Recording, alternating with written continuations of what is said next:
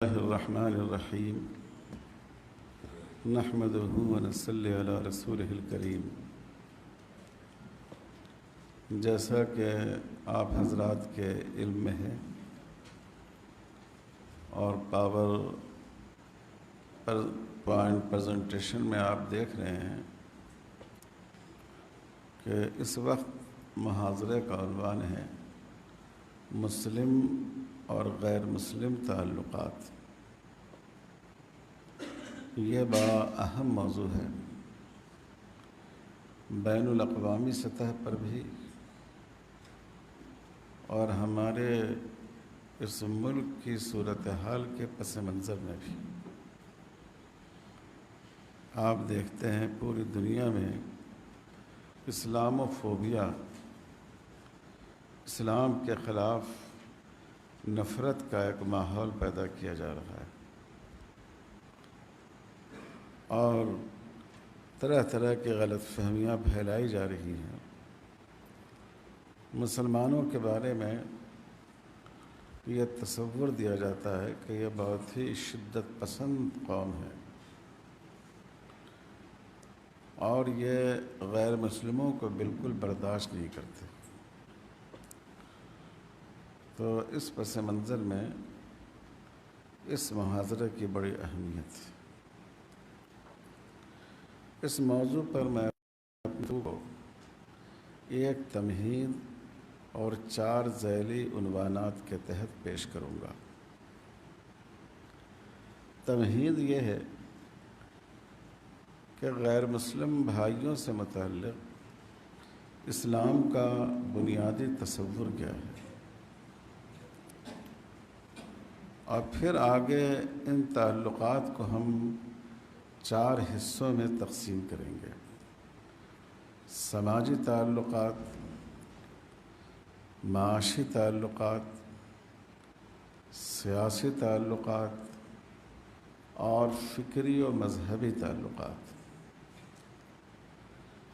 تمہید میں مجھے یہ بات عرض کرنی ہے کہ اسلام نے بنیادی طور پر تمام انسانوں کو، چاہے وہ مسلمان ہو یا غیر مسلم ہو، قابل احترام اور لائق تکریم قرار دیا ہے۔ اللہ تعالیٰ کا ارشاد ہے: وَلَقَدْ كَرَّمْنَا بَنِي آدَمَ وَحَمَلْنَاهُمْ فِي الْبَرِّ وَالْبَحْرِ وَرَزَقْنَاهُمْ مِنَ الطَّيِّبَاتِ وَفَضَّلْنَاهُمْ عَلَى كَثِيرٍ مِّمَّنْ خَلَقْنَا تَفْضِيلًا۔ اللہ تعالیٰ فرماتے ہیں کہ ہم نے آدم کی اولاد کو شرافت و کرامت سے نوازا ہے۔ اس کائنات کی خشکی اور تری پر اس کو ایک طرح کا قابو عطا فرمایا ہے،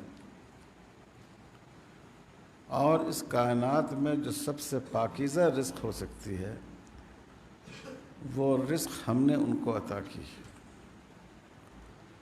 ہو سکتا تھا کہ اللہ تعالیٰ جو گھاس پھوس جانور کھاتے ہیں ہم لوگوں کو بھی وہی کھلاتے، لیکن جو رزق سب سے پاکیزہ حصہ رزق کا ہو سکتا تھا، اللہ تعالیٰ فرماتے ہیں کہ ہم نے انسانوں کے لیے رکھی ہیں۔ وَفَضَّلْنَاهُمْ عَلَى كَثِيرٍ مِّمَّنْ خَلَقْنَا تَفْضِيلًا، اور بہتری مخلوقات جن کو ہم نے پیدا کیا ہے اس پر ہم نے ان کو بہت فضیلت عطا فرمائی۔ دیکھو یہاں پہ اتنی بھیڑ مت لگاؤ، آپ سے بھی کہہ رہا ہوں آپ سے بھی کہہ رہا ہوں، آپ دونوں آدمی ادھر آ جائیے، اس طرف آ جائیے۔ یہاں پر صرف حذیفہ رہ جائیں اور مولانا خالد صاحب رہ جائیں، ایک جگہ سکر کر بیٹھنے کی کیا ضرورت ہے، ادھر جگہ خالی ہے۔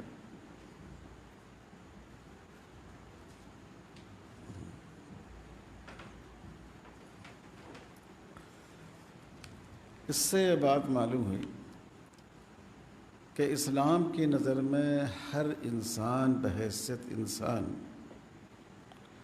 قابل تکریم اور لائق احترام۔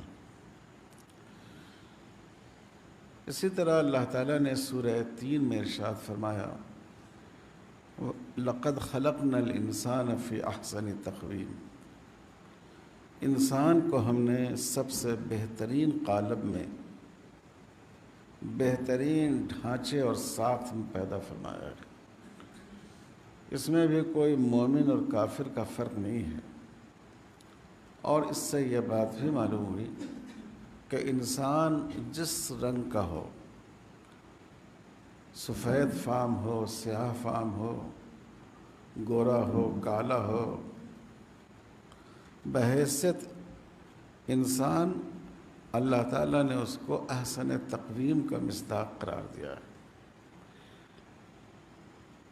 تو یہ ایک بنیاد فراہم کرتی ہے کہ اسلام کی نظر میں مسلمان ہونے اور نہ ہونے سے قطع نظر تمام انسان بحیثیت انسان قابل احترام ہیں۔ کوئی شخص غیر مسلم ہونے کی وجہ سے لائق احانت اور قابل تذلیل نہیں، بحیثیت انسان وہ قابل احترام ہے۔ اس کے اعمال کی جزا اور سزا آخرت میں اس کو ملے گی، لیکن بحیثیت ایک انسان کے اس کا احترام کیا جائے گا۔ اس موقع پر 2 الفاظ کی وضاحت کر دینا ضروری ہے، ایک ذمی اور دوسرے کافر۔ چونکہ ہماری فقہ کی کتابوں میں مسلم ملک میں رہنے والے غیر مسلموں کو ذمی کہا جاتا ہے، بعض حدیثوں میں بھی اس کا ذکر آیا ہے، اور دوسرے جو لوگ ایمان نہ لائیں ان کو کافر کہا جاتا ہے۔ تو بہت سے غیر مسلم بھائیوں کو یہ خیال ہوتا ہے کہ اس میں غیر مسلموں کی توہین کی گئی ہے، ان کو کمتر نگاہ سے دیکھا گیا ہے، ان کو حقارت کی نظر سے دیکھا گیا ہے۔ لیکن اگر آپ اس لفظ کی گہرائی میں جائیں تو یہ محض ان کی غلط فہمی ہے۔ ذمی ماخوذ ہے ذمہ سے۔ ذمہ کے معنی کیا ہوتے ہیں؟ عہد اور وعدے کے ہوتے ہیں۔ دیکھیے لسان العرب کی عبارت ہم نے اسی لیے نقل کی ہے، رجل ذمی اے رجل لہ عہد۔ ذمی کہنے کا مطلب ہے ایک ایسا شخص جس سے ہم نے وعدہ کیا ہے، جس سے ہم نے عہد کیا ہے، جس سے ہم نے معاہدہ کیا ہے۔ اسی لیے علامہ ابن اسیر رحمۃ اللہ علیہ نے جو ان کی مشہور کتاب ہے لغات حدیث کی النہایہ، اس میں لکھا ہے سمی اہل الذمۃ لدخولہم فی عہد المسلمین و امانہم۔ ان کو ذمی اس لیے کہا جاتا ہے کہ یہ مسلمانوں کے عہد اور ان کے امان میں داخل ہیں۔ مسلمانوں نے وعدہ کیا ہے ان سے ان کی جان و مال کی حفاظت کا، اور مسلمانوں نے اعلان کیا ہے کہ یہ ہمارے امان میں ہیں، یہ مامون ہیں، یہ امن سے رہیں گے، اور ان کے لیے امن کو برقرار رکھنا ہماری ذمہ داری ہے۔ اس لیے ان کو ذمی کہا جاتا ہے۔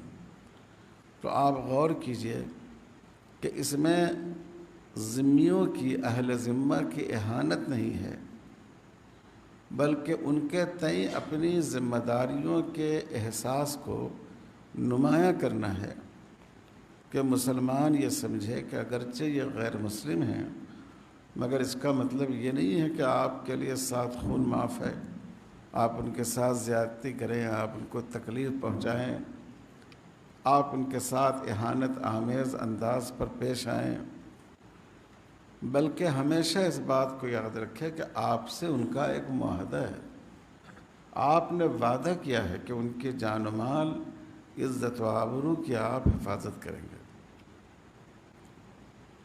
دوسرا لفظ ہے کافر۔ ہمارے ہندوستان میں بھی بہت سے غیر مسلم بھائی کہتے ہیں، اس کے بارے میں یہ سمجھتے ہیں کہ یہ گویا کہ مسلمانوں کو ان کو کافر کہنا یہ ان کی اہانت ہے، لیکن ایسا نہیں ہے۔ کفر کے کیا معنی ہیں؟ کفر کے معنی چھپانے کے، کتمان۔ اسی لیے کاشتکار کو بھی کافر کہا جاتا ہے، کیونکہ وہ بیج کو زمین کی تہوں میں چھپا دیتا ہے جس سے پودے نکلتے ہیں۔ ایک لفظ سے بعض دفعہ اس کا لازمی معنی بھی مراد لیا جاتا ہے۔ تو چھپانا اکثر کسی چیز کے انکار کو بھی شامل ہوتا ہے، تو اس لیے کفر کا معنی انکار بھی ہے، کتمان بھی ہے اور انکار بھی ہے۔ تو کافر کے کیا معنی ہوئے؟ انکار کرنے والا یا چھپانے والا۔ تو جو لوگ ایمان نہ لائیں ان کے لیے کوئی لفظ تو استعمال ہونا چاہیے نا، کوئی ایسا کامن لفظ جو ان سب کے لیے بولا جا سکے۔ تو وہ لفظ ہو سکتا تھا نان مسلم، ایسا شخص جس نے اسلام قبول نہیں کیا ہے، ایسا شخص جس نے ایمان میں جو باتیں ضروری ہیں اس کا اقرار نہیں کیا ہے، اس کا انکار ہے۔ تو اس طرح کافر کے معنی ہوئے توحید کا انکار کرنے والا۔ اسلام کے معنی ہیں عقیدہ توحید کے سامنے سر جھکا دینے والا، اور کافر کے معنی ہو گئے عقیدہ توحید کا انکار کرنے والا، جو مسلمان ہونے کی بنیاد ہے۔ تو اگر کسی ہندو سے کہا جائے کہ بھائی آپ مسلمان نہیں ہیں، تو کیا اس میں اس کی توہین ہے؟ اگر کوئی ہندو ہم سے آپ سے کہے کہ آپ ہندو نہیں ہیں، تو کیا ہمیں اس سے کوئی ناگواری ہوگی؟ ناگواری نہیں ہوگی، کیونکہ یہ ایک حقیقت کا اظہار ہے۔ جیسے ہمارے ہندو بھائی جو ہندو مذہب کو قبول نہیں کرتے تھے ان کو ملیش کہتے تھے، گندا، ناپاک۔ ان کے لیے اور دوسرے سخت الفاظ استعمال کرتے تھے، ویدوں میں یہ الفاظ موجود ہیں۔ تو اگر اس طرح کا کوئی لفظ ہوتا تب تو یہ بات کہی جا سکتی تھی کہ اس میں ان کی توہین ہے۔ اس میں تو بیان واقعہ ہے کہ آپ اسلام کا انکار کرتے ہیں، اسلام کے جو بنیادی عقائد ہیں آپ اس کے قائل نہیں ہیں، آپ اس کے منکر ہیں۔ تو اس میں کوئی توہین کا پہلو نہیں ہے۔ چنانچہ آپ دیکھیے قرآن مجید نے انکار کے معنی میں واضح طور پر استعمال کیا، وَهُمْ بِالْآخِرَةِ كَافِرُونَ۔ کیا معنی ہے؟ وَهُمْ بِالْآخِرَةِ هُمْ كَافِرُونَ، یہی لوگ ہیں آخرت کا انکار کرنے والے۔ انکار کے معنی ہے۔ اسی طرح قالوا هذا سحر وإنا به کافرون، جو کفار مشرکین تھے انہوں نے پیغمبر کے معجزے کو دیکھ کر کہا یہ تو جادو ہے، اور آگے کیا کہا؟ انا بہ کافرون، ہم اس کا کفر کرتے ہیں، انکار کرتے ہیں۔ یعنی انہوں نے خود اپنے آپ کے لیے کافر کا لفظ استعمال کیا۔ اگر یہ لفظ اہانت آمیز ہوتا تو وہ اپنے لیے اس لفظ کا استعمال نہیں کرتے۔ اسی طرح اہل مکہ نے رسول اللہ صلی اللہ علیہ وسلم سے کہا انا بما ارسلتم بہ کافرون، آپ کو جو دین لے کر بھیجا گیا ہے ہم اس کا کفر کرتے ہیں، ہم اس کا انکار کرتے ہیں۔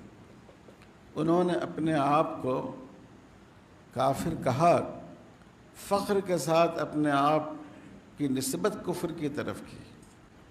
تو اگر اس میں اہانت ہوتی تو کیا وہ یہ تعبیر اختیار کرتے؟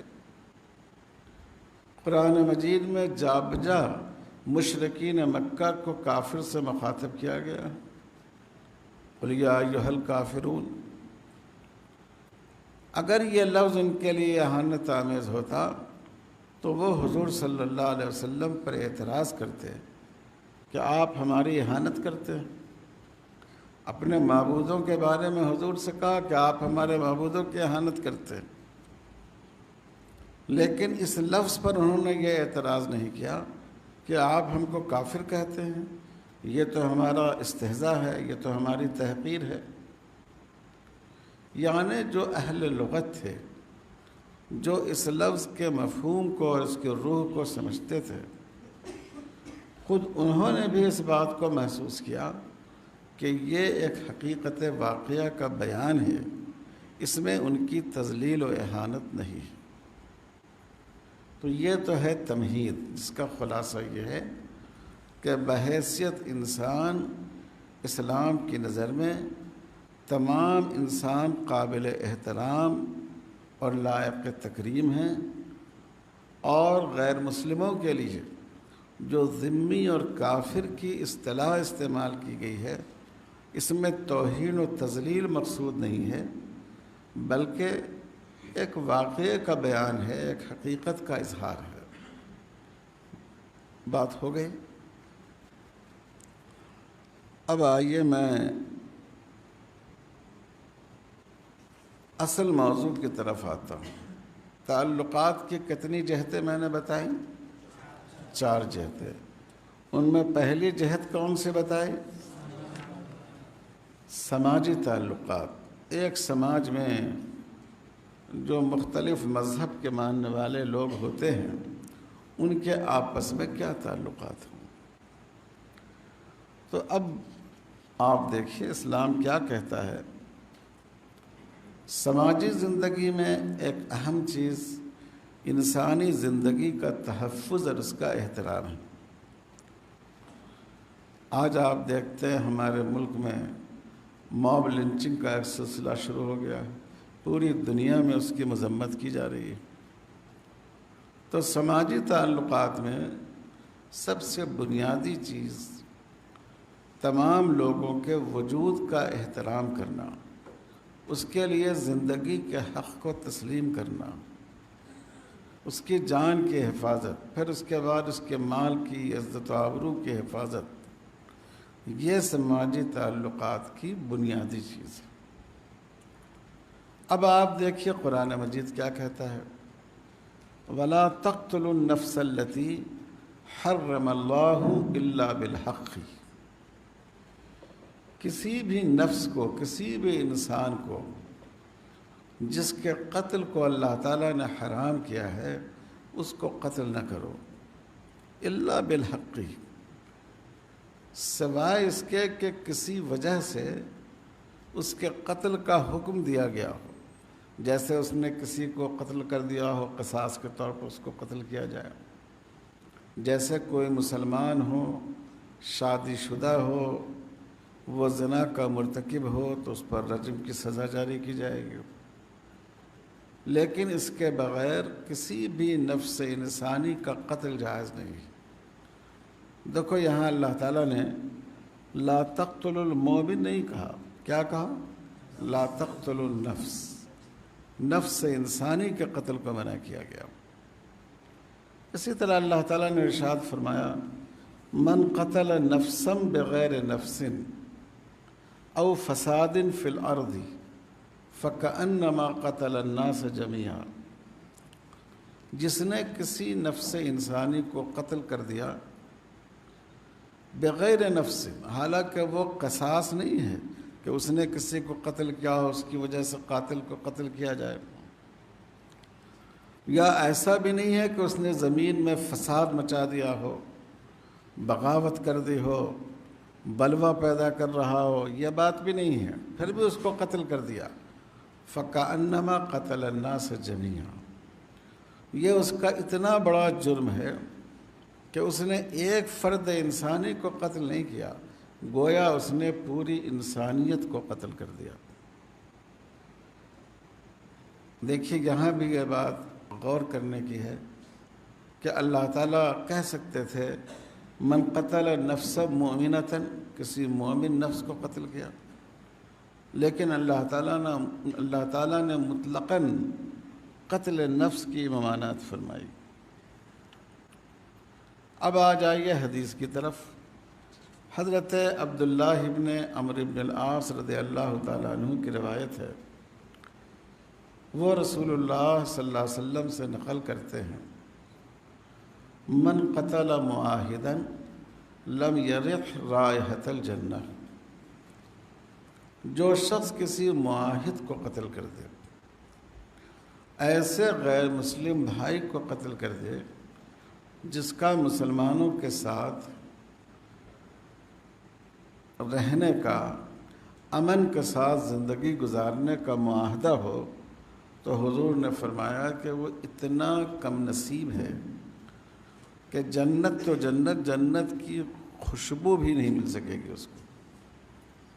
اور جنت کی خوشبو کا حال یہ ہے کہ وَإِنَّ رِيحَهَا تُوجَدُ مِن مَّسِيرَةِ 40 عَامًا، جنت کی خوشبو ایسی ہے کہ 40 سال کی مسافت سے آدمی اس خوشبو کو محسوس کر سکتا ہے۔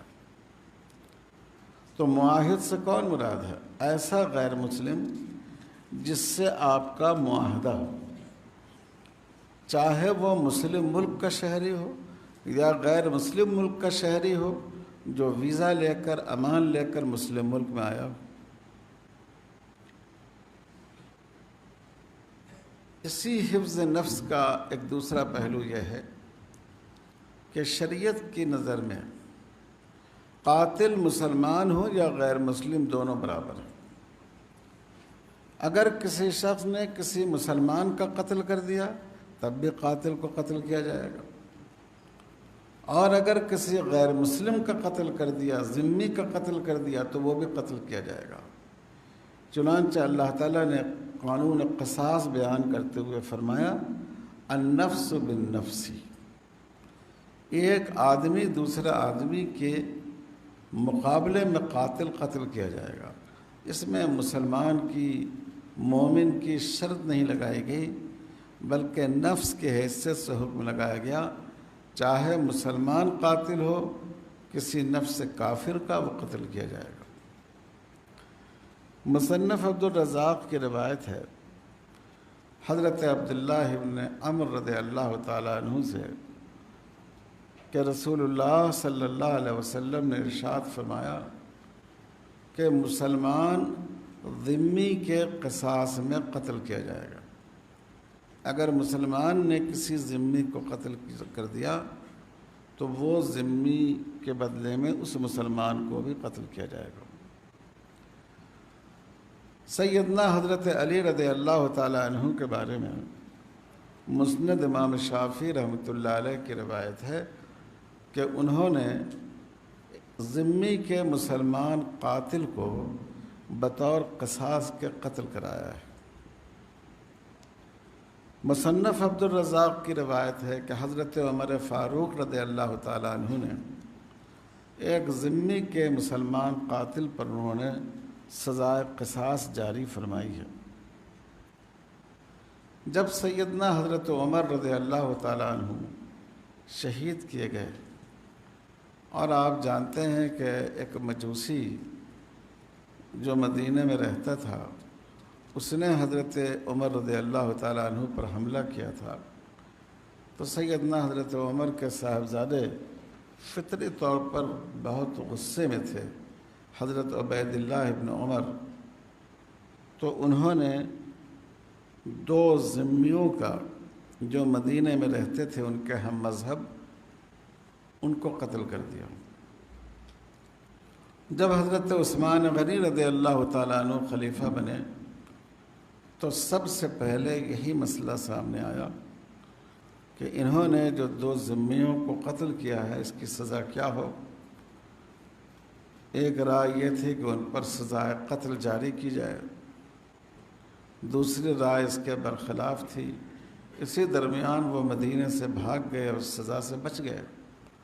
لیکن دیکھیے حضرت عمر رضی اللہ تعالیٰ عنہ کے صاحبزادے ہونے کے باوجود ان کے بارے میں یہ فیصلہ ہو رہا تھا کہ چونکہ انہوں نے ذمیوں کو قتل کیا ہے، اس لیے اس کے بدلے میں ان کو بھی قتل کیا جانا چاہیے۔ اس سے کیا معلوم ہوا؟ اس سے یہ بات معلوم ہوئی کہ مسلمان اور غیر مسلم دونوں کے خون کو اسلام نے برابر سمجھا ہے۔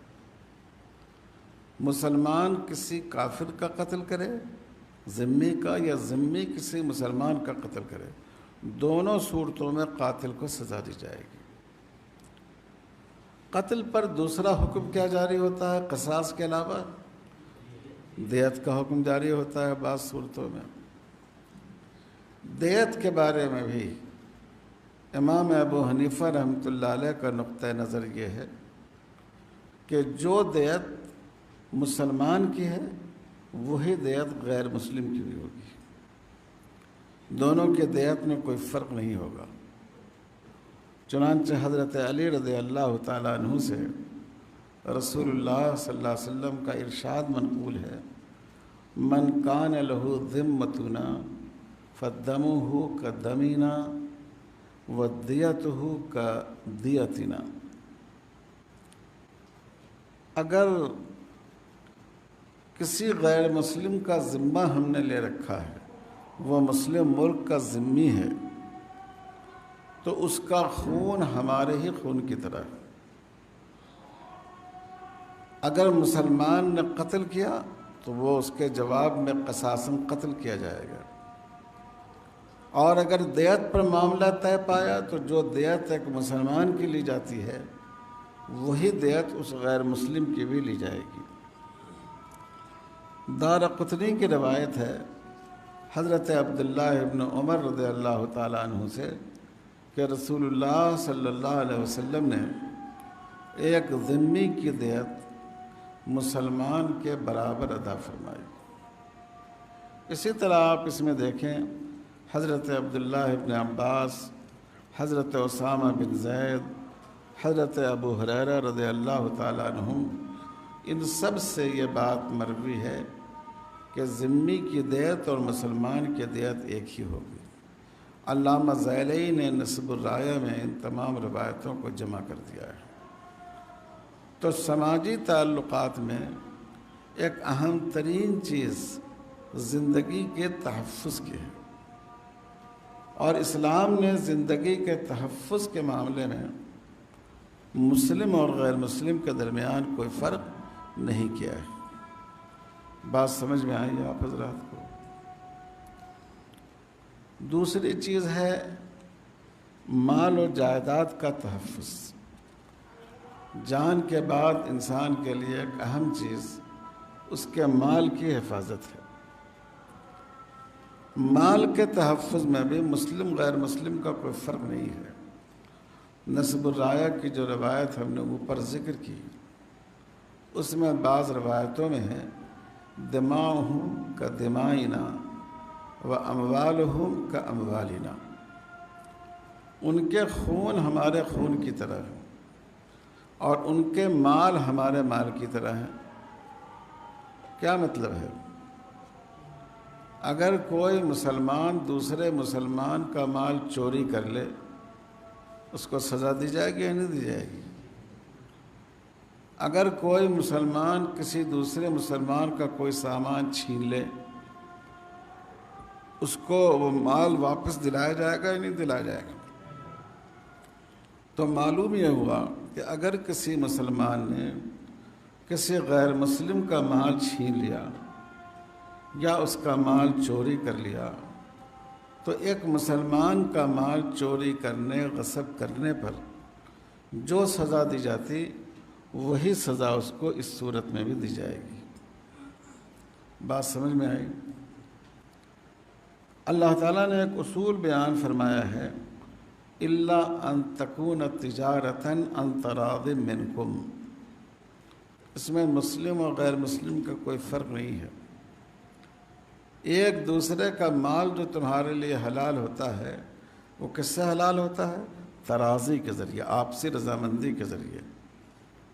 آپ میں سے ایک آدمی کے پاس فرض کر لیجئے کہ قلم ہے جس کو وہ بیچنا چاہتا ہے، دوسرے آدمی کے پاس پیسہ ہے جس کو وہ خریدنا چاہتا ہے، آپ نے بے کی، پیسے والے نے پیسے دیے، قلم والے نے قلم دیا، تو اب دونوں طرف سے ترازی پائی گئی یا نہیں پائی گئی؟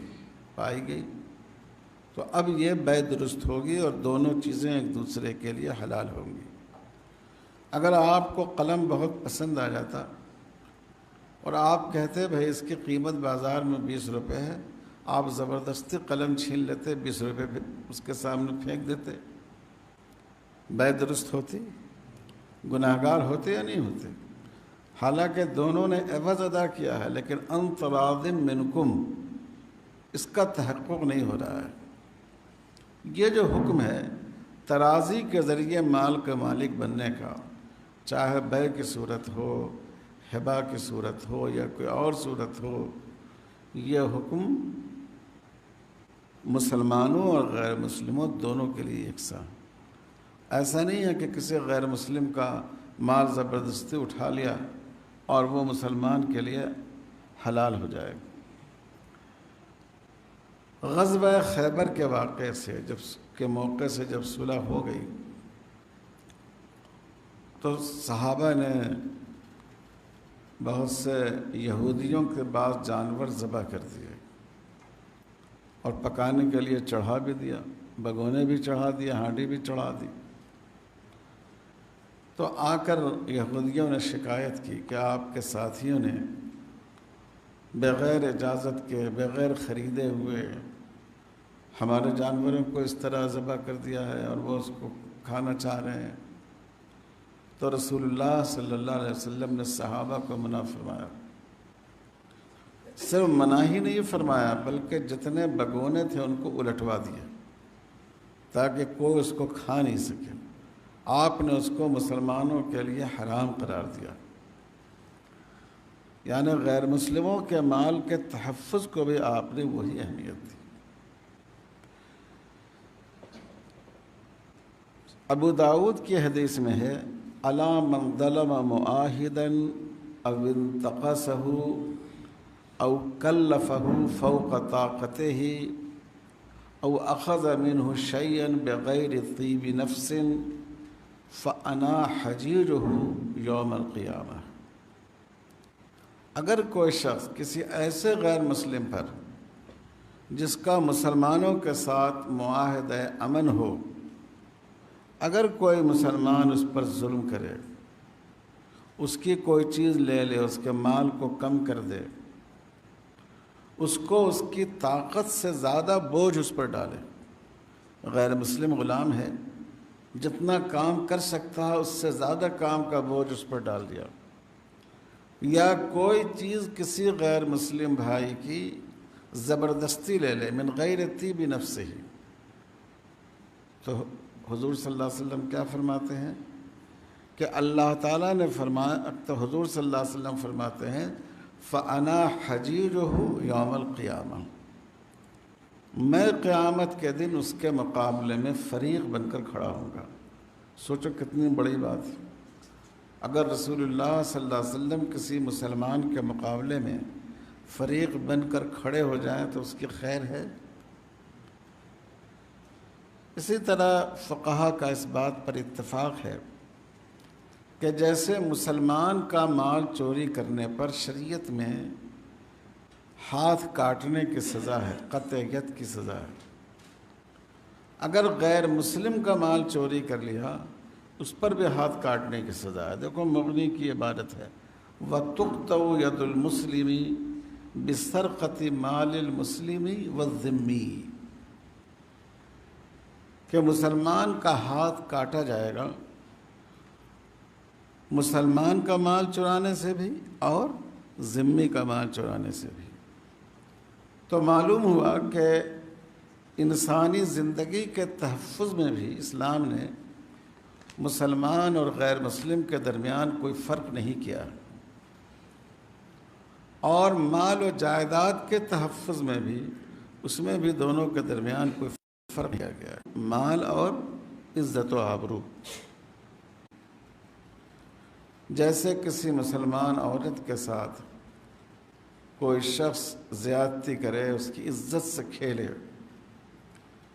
وہ سزا کا مستحق ہے، اسی طرح اگر کسی غیر مسلم عورت کے ساتھ وہ بے آبروئی کا معاملہ کرے تو وہی سزا اس جرم پر بھی ہے۔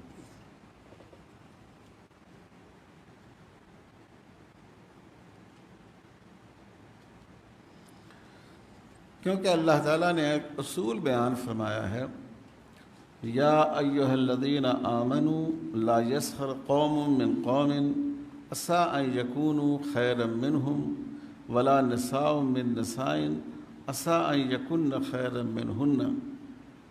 اللہ تعالیٰ نے فرمایا کہ کوئی قوم، کوئی گروہ دوسرے گروہ کا مذاق نہ اڑائے، ہو سکتا ہے کہ وہ تم سے بہتر ہوں۔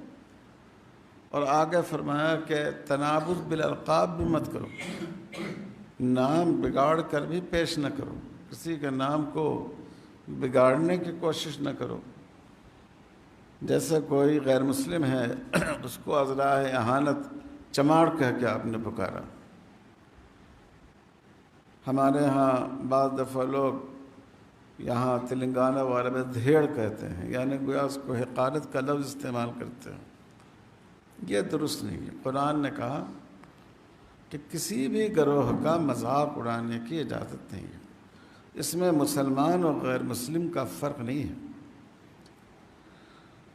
اسی طرح جیسا کہ میں نے آپ کو بتایا کہ عفت و عصمت اور پاک دامنی کا حکم مسلمان عورت کے لیے اور غیر مسلم عورت کے لیے یکساں ہے۔ جیسے بدنگاہی مسلمان عورت کے ساتھ جائز نہیں ہے، اسی طرح غیر مسلم عورت کے ساتھ بھی جائز نہیں ہے۔ سماجی زندگی کا ایک اہم مسئلہ آپسی سلوک کا ہے۔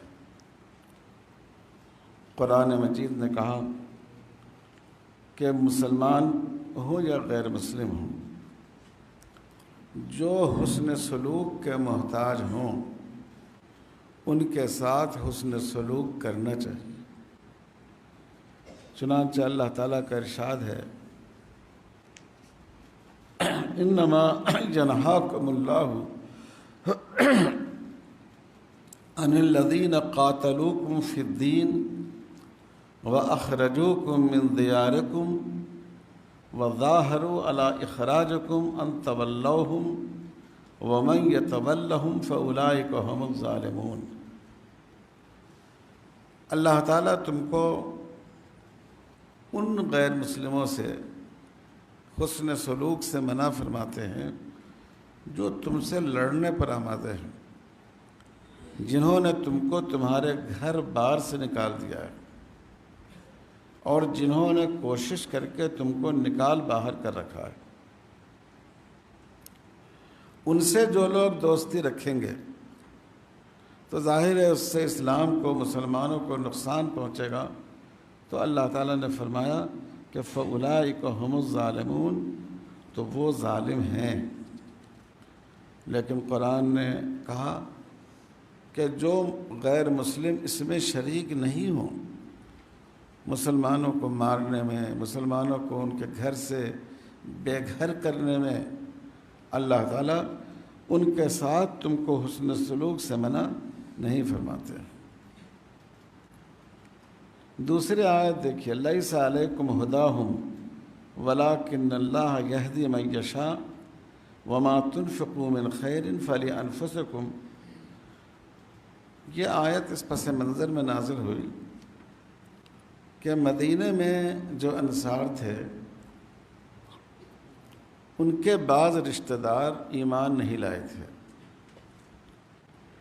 اور وہ اپنے ان رشتہ داروں کی ابھی تک مدد کر رہے تھے۔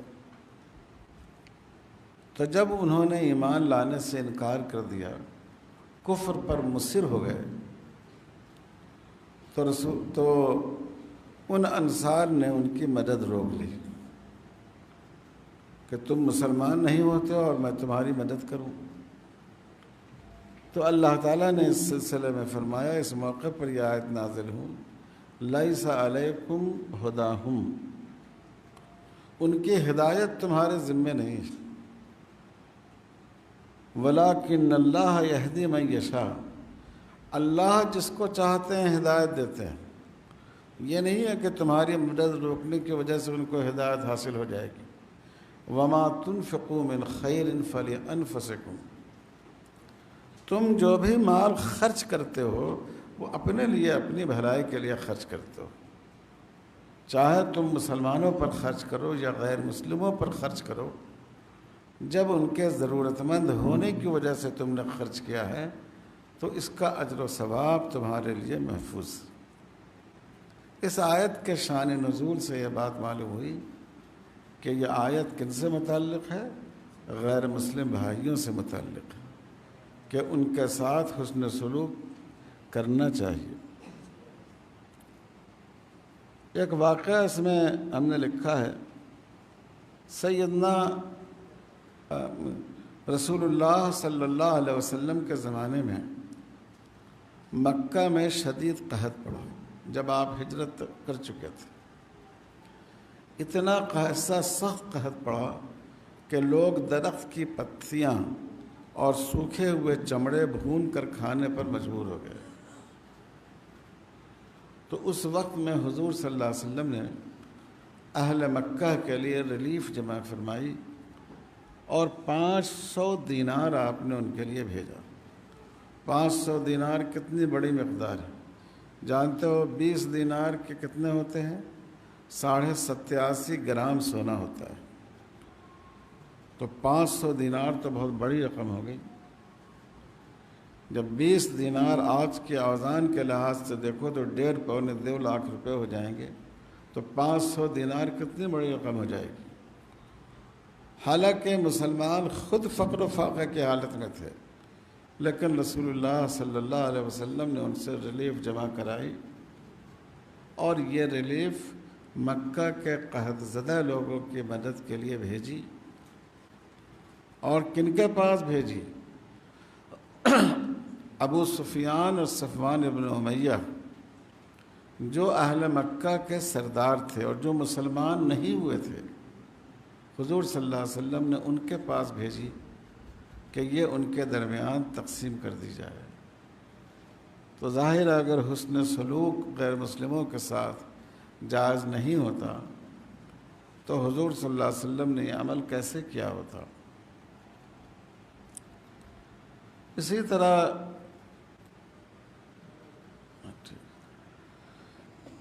سیدنا حضرت عمر رضی اللہ تعالیٰ عنہ کا ایک مشہور واقعہ ہے کہ اہل کتاب میں سے ایک شخص پر جزیہ لگایا گیا تھا۔ جب آپ نے دیکھا کہ یہ بہت بوڑھا ہے اور اس کو جزیہ ادا کرنا پڑ رہا ہے تو آپ نے اس کا جزیہ معاف کر دیا اور فرمایا اکلنا شیبتک ثم ناخذ منک الجزیہ، تمہاری جوانی کو تو ہم نے کھا لیا، یعنی جب تم جوان تھے تو تم جزیہ و خراج ادا کر رہے تھے، ہم سب کو اس سے فائدہ ہوتا تھا۔ اب جب تم بڑھاپے میں ہو، خود کمانے کے لائق نہیں ہو، تو کیا اس حالت میں ہم تم سے جزیہ وصول کریں؟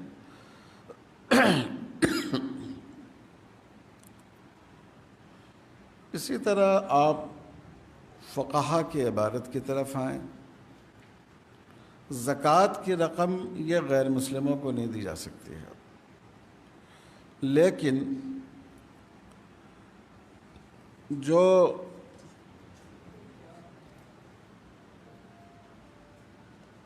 اچھا یہ پھر پیچھے چلا گیا کیا غیر مسلم کی دیت؟ ایک منٹ، یہ شاید اب حسن سلوک والا آیا۔ ٹھیک،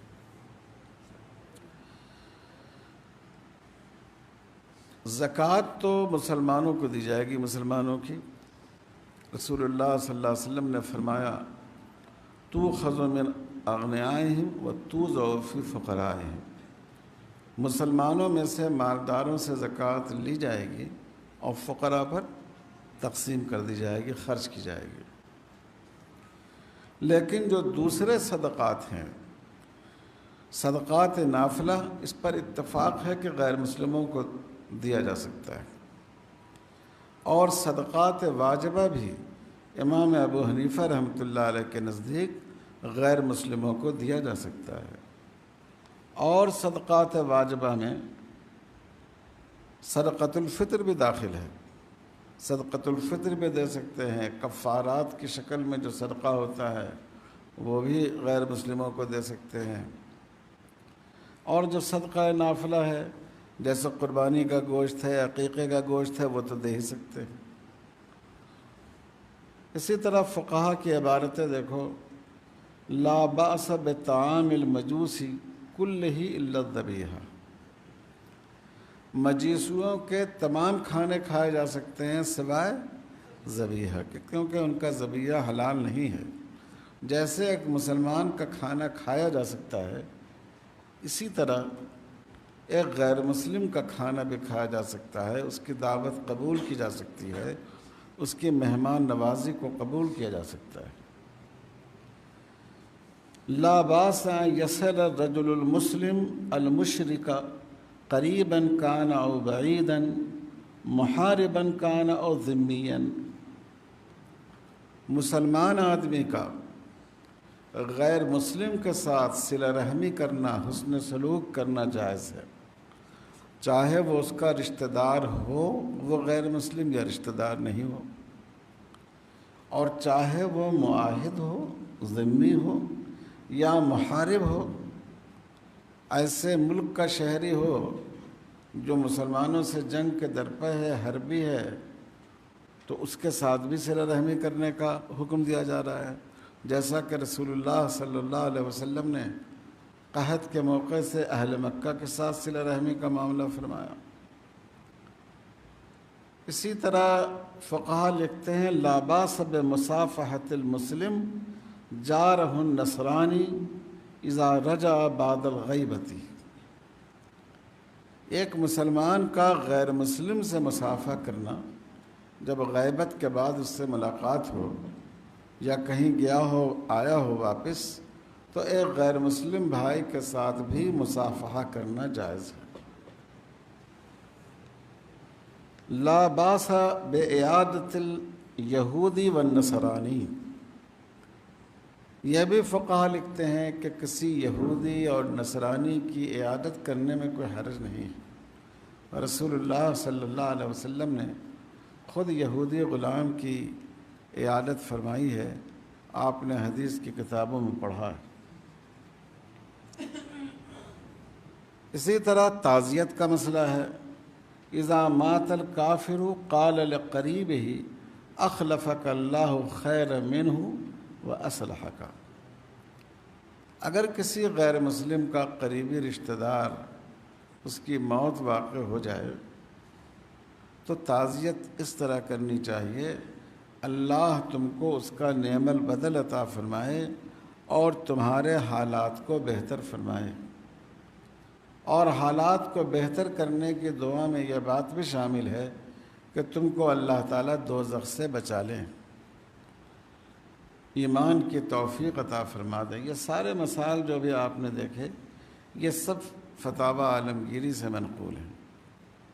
تو معلوم یہ ہوا کہ سماجی زندگی میں حسن تعلقات اور حسن سلوک کی جو عام صورتیں ہوتی ہیں، اس میں اسلام نے مسلمان اور غیر مسلم کے درمیان کوئی فرق نہیں کیا ہے۔ ایسا ہی ایک تعلق ہے تعلیم و تعلم کا، استاد اور شاگرد کے درمیان بھی تو ایک تعلق ہوتا ہے۔ تو سوال یہ ہے کہ مسلمان کیا غیر مسلم کو پڑھا سکتا ہے؟ مسلمان کیا غیر مسلم سے پڑھ سکتا ہے؟ تو پڑھا بھی سکتا ہے اور پڑھ بھی سکتا ہے۔ رسول اللہ صلی اللہ علیہ وسلم نے ارشاد فرمایا الحکمت ضالۃ المؤمن، حکمت اور علم و دانش کی بات ہے، مومن کا گمشدہ مال ہے، جہاں مل جائے اس کو لینا چاہیے۔ اس میں مسلمان اور غیر مسلم کی تفریق آپ نے نہیں کی۔ آپ جانتے ہیں رسول اللہ صلی اللہ علیہ وسلم کی حیات طیبہ میں غزوہ بدر کے موقع سے جو قیدی آئے تھے ان کا جو فدیہ مقرر ہوا تھا، ان میں ایک فدیہ یہ تھا کہ جن کو لکھنا پڑھنا آتا ہو وہ مسلمانوں کے 10 بچوں کو لکھنا پڑھنا سکھا دیں۔ اس زمانے میں سب سے بڑی جو تعلیم تھی، عصری تعلیم جس کو آج ہم لوگ کہتے ہیں، وہ تھی لکھائی کا سکھانا۔ عرب عام طور پر لکھنے کے فن سے واقف نہیں تھے، بلکہ وہ اپنے کو امی کہتے تھے، امی ہونے پر فخر کرتے تھے۔ امی اس کو کہتے ہیں جو لکھنا اور لکھی ہوئی چیزوں کو پڑھنا نہ جانتا۔ تو ان کے حضور صلی اللہ علیہ وسلم نے ان مشرق قیدیوں سے مسلمان بچوں کو پڑھوایا۔ اس سے معلوم یہ ہوا کہ غیر مسلم کو اپنا استاذ بنانا جائز ہے۔ اسی طرح حضرت زید بن ثابت رضی اللہ تعالیٰ عنہ کو جب حضور صلی اللہ علیہ وسلم نے حکم دیا کہ وہ عبرانی زبان یا سریانی زبان سیکھیں، تو انہوں نے یہودیوں سے یہ زبان سیکھی۔ تو معلوم یہ ہوا کہ تعلیم و تعلم کے تعلق میں مسلمانوں اور غیر مسلموں کے درمیان کوئی فرق نہیں ہے۔ ایک غیر مسلم ایک مسلمان کا استاذ بھی ہو سکتا ہے اور طالب علم بھی ہو سکتا ہے۔ یہ تو سماجی تعلقات ہو گئے جس میں حفظ جان، حفظ مال، حفظ عزت و آبرو، حسن سلوک اور تعلیم و تعلم کا تعلق، اس کا ذکر آیا۔ اب ہم دوسری نوعیت پر آتے ہیں اور وہ ہے معاشی تعلقات۔ معاشی تعلقات میں بھی اسلام نے مسلمان اور غیر مسلم کے درمیان کوئی فرق نہیں کیا ہے۔ ایسا نہیں ہے کہ آپ مسلمان کی دکان سے سامان خرید سکتے ہیں اور غیر مسلم کی دکان سے سامان خرید کرنا جائز نہیں ہو، ایسا نہیں ہے۔ بعض دفعہ لوگ جذبات میں آ کر اس طرح بات کرتے ہیں کہ غیر مسلموں کی دکان کا بائیکاٹ کر دیا جائے۔ ایک تو شریعت میں ایسی کوئی تقسیم نہیں ہے کہ سامان کی خرید و فروخت میں آپ مسلم اور غیر مسلم کے درمیان تمیز کریں۔ دوسری بات یہ ہے کہ اس میں بہت مفاسد ہیں۔ سماج میں، معاشرے میں بگاڑ بڑھتا ہے، نفرتیں بڑھتی ہیں۔ آپ ایک چیز کا اعلان کر دیتے ہیں لیکن تمام لوگ اس پر عمل نہیں کرتے ہیں۔